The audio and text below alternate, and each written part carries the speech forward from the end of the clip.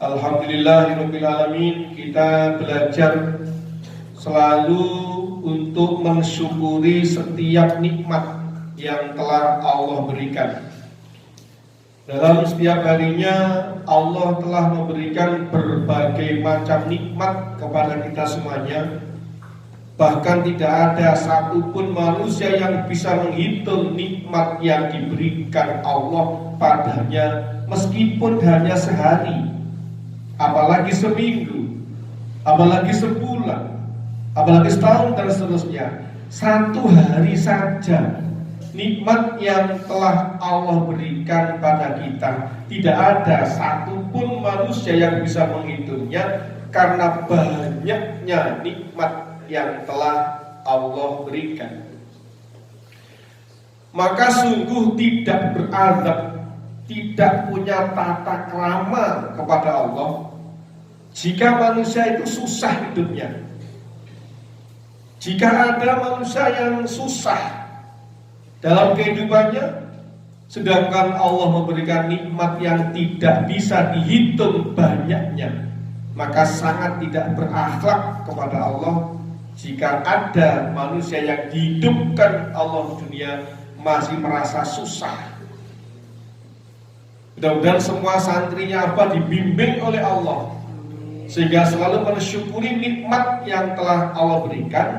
Dan pembuktian bersyukur adalah punya hati yang tenang, punya hati yang tentram.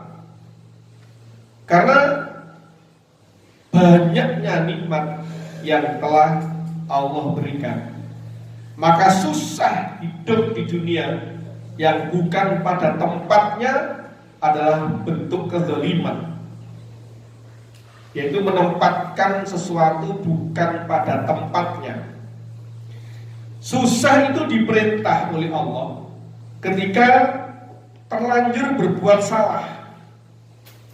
Andai kita terlanjur berbuat dusta, atau mata terlanjur kita pakai melihat yang haram, atau telinga terlanjur kita gunakan mendengarkan yang haram, atau harta kita belanjakan pada hal yang dimurkai Allah.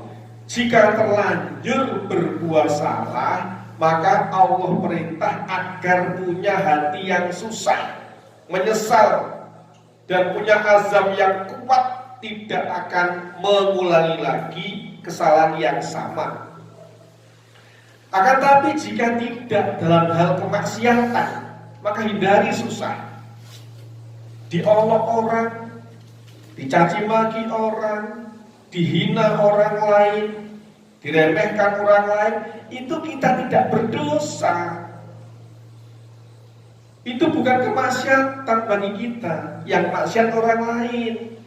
Maka ketika kita tidak sedang dalam berbuat maksiat, jangan susah. Susah yang bukan pada tempatnya itu adalah zalim. Hamud dunya zulmatun fil qalbi wa habbul akhirati nurun fil qalbi. Susah urusan dunia itu menjadikan hati gelap.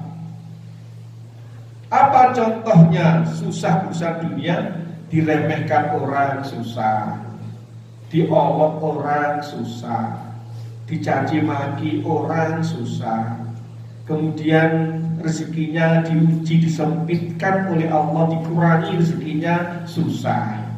Itu berarti susah urusan dunia. Kalau susah urusan dunia itu berarti susah yang bukan pada tempatnya. Jika melakukan kezaliman, susah yang bukan pada tempatnya, itu berarti akan menjadikan hatinya gelap. Kalau hatinya gelap, tidak paham kebenaran, hatinya gelap, sulit diajak berbuat baik, hatinya gelap, banyak kemudahan, senang diajak berbuat jahat. Itu karena susahnya dalam urusan dunia. Hamud dunya zulmatun fil qalbi wa habbul akhirati nurun fil qalbi. Susah urusan dunia itu menjadikan hati gelap. Kalau hatinya gelap tidak paham kebenaran. Kalau hatinya gelap sulit untuk menerima kebenaran. Kalau hatinya gelap sulit untuk diajak berbuat baik. Tetapi mudah dan senang jika diajak berbuat jelek atau maksiat. Naudzubillah. Salawat serta salam mudah-mudahan tetap terlimpah curahkan pada junjungan Nabi besar Muhammad sallallahu alaihi wasallam. Santri PBW yang mudah-mudahan semuanya mendapat rahmatnya Allah. Pada malam ini kita membahas, menjelaskan, menafsirkan tentang manfaat dalam berbuat baik. Jadi Allah menjelaskan kepada orang-orang yang beriman kepada Allah, orang yang beriman pada Al-Quran, bahwa semua kebaikan yang dilakukan oleh seorang hambanya Allah pasti manfaatnya akan kembali pada dirinya masing-masing. Dan semua perbuatan maksiat yang dilakukan oleh seorang hamba, maka resikonya, penderitaannya, kehinaannya akan menimpa pada dirinya sendiri. Dijelaskan oleh Allah pada surat Al-Isra atau surat nomor 17 pada ayat 7. Allah jelaskan, a'udzubillahi minasyaitonirrajim, bismillahirrahmanirrahim. In ahsantum ahsantum li anfusikum wa in asatum falaha. Jika diterjemahkan dengan bebas, jika kalian berbuat baik, berarti kalian berbuat baik itu untuk diri kalian sendiri. Artinya, setiap perbuatan baik yang dilakukan oleh seseorang, maka manfaatnya, barokahnya, keistimewaannya, karomahnya akan diberikan oleh Allah kepada pelakunya, yaitu pelaku yang berbuat kebaikan. Dan selanjutnya, siapa yang berbuat jahat, wa in asatum, dan jika kalian berbuat jahat, kalian berbuat keji, kalian berbuat maksiat, kalian berbuat zalim, falaha, maka baginya, artinya setiap perbuatan salah yang dilakukan oleh seorang hamba,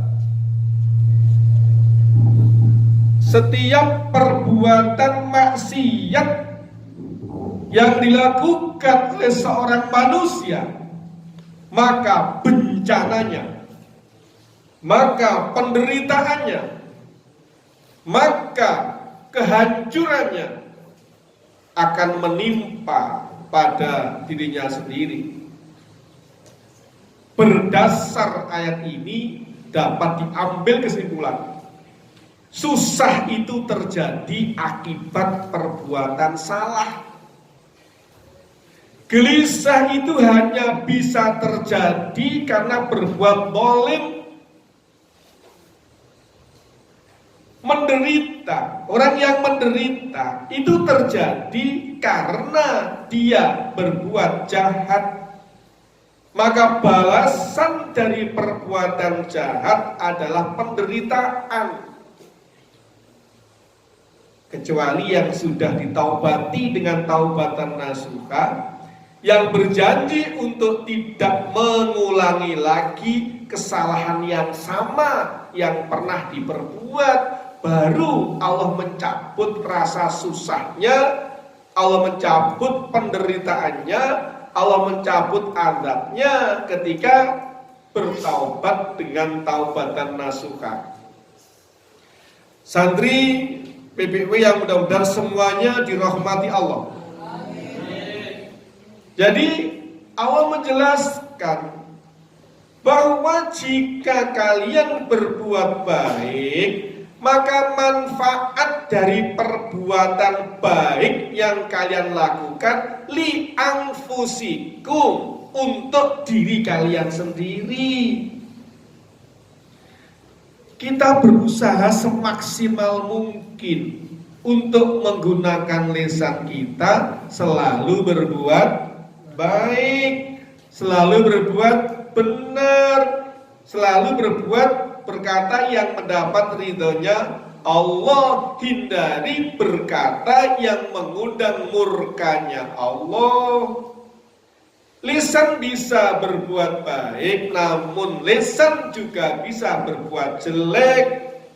Mata bisa melihat yang baik, yang bermanfaat, akan tetapi mata juga bisa berbuat yang jahat atau berbuat maksiat yang mendatangkan murkanya Allah. Telinga bisa berbuat baik, telinga bisa mendengarkan sesuatu yang mendatangkan ridhonya Allah, akan tetapi telinga juga bisa mendengarkan sesuatu yang mendatangkan murkanya Allah. Di dalam ayat ini dijelaskan oleh Allah, setiap kebaikan yang dilakukan oleh seorang hamba, maka manfaat dari kebaikan akan diberikan oleh Allah pada dirinya sendiri. Sedangkan kemaksiatan yang dilakukan oleh seorang hamba, maka bencananya, penderitaannya, kehancurannya akan menimpa pada dirinya sendiri. Oleh karena itu, santri-santrinya Abah yang dirahmati oleh Allah, mari kita isi waktu yang ada di dunia ini untuk selalu berbuat baik. Sebab kebaikan yang dilakukan Allah pasti memberi balasan. Faman ya'mal misqala dzarratin syarran yarah, wa man ya'mal misqala dzarratin syarran yarahu, faman ya'mal misqala dzarratin khairan yarahu. Apa artinya?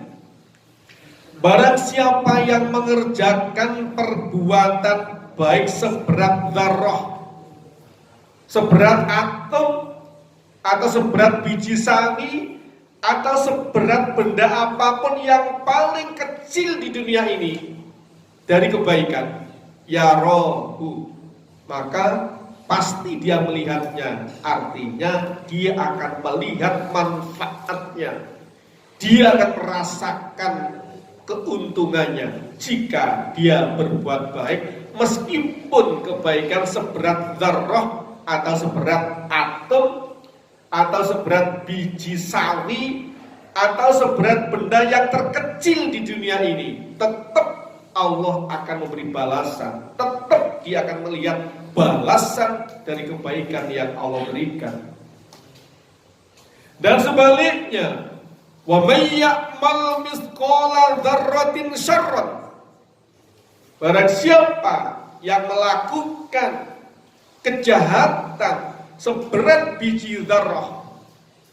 Ada manusia yang melakukan kejahatan, kemaksiatan seberat dzarrah, seberat atom, seberat benda yang terkecil di dunia ini, ya rohu, maka dia akan melihatnya akibat dari perbuatan jahatnya.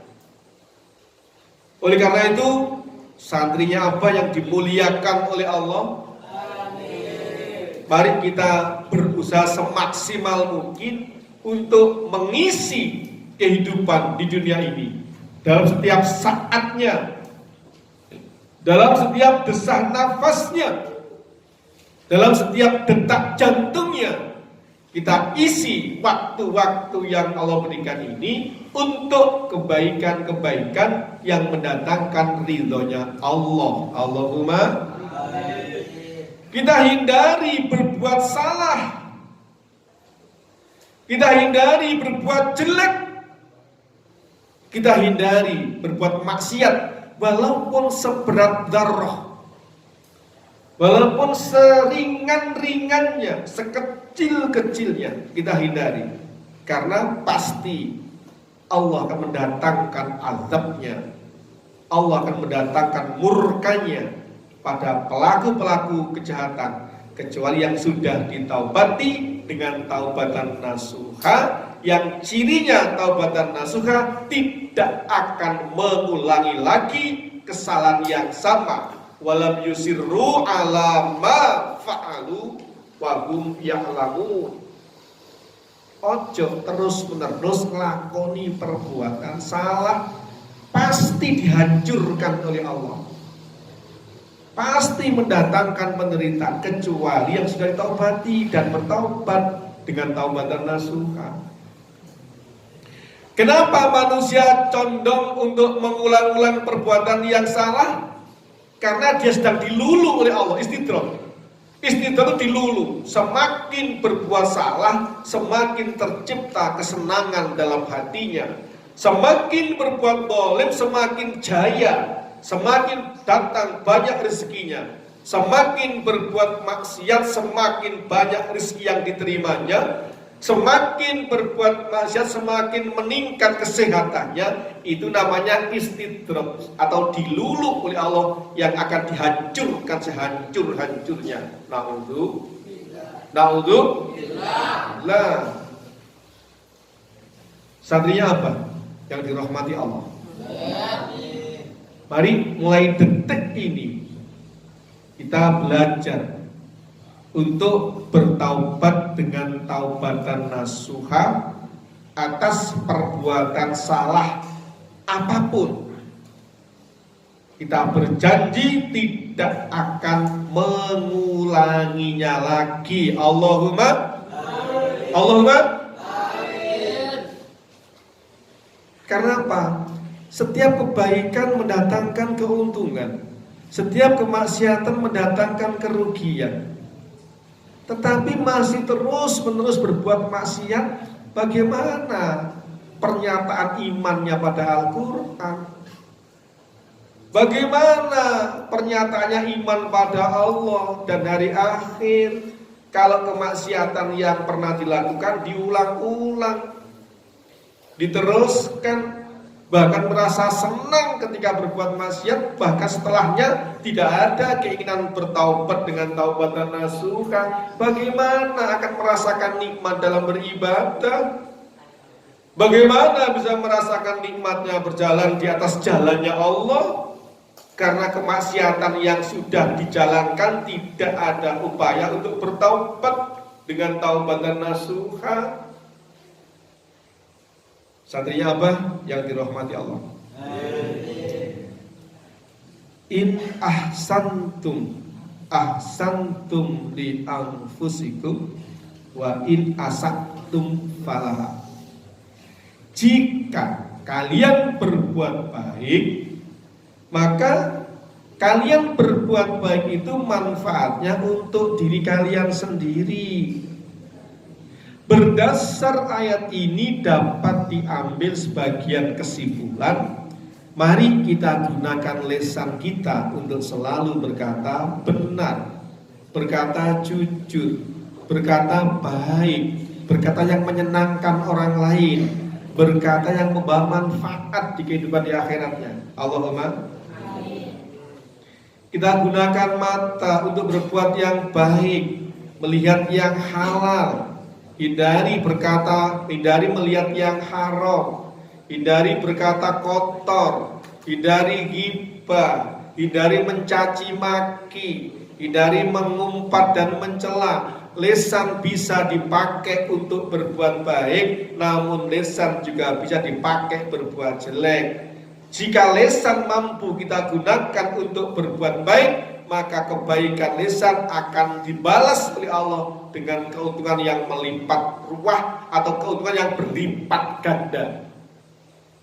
Akan tapi jika lisan dipakai dusta, omong kosong, bohong, menipu, maka azabnya, siksanya akan didatangkan oleh Allah padanya, sehingga menderita atau kebingungan, susah dan gelisah adalah akibat dari perbuatan jahat yang dilakukan yang tidak ada upaya untuk bertaubat dengan taubatan nasuha.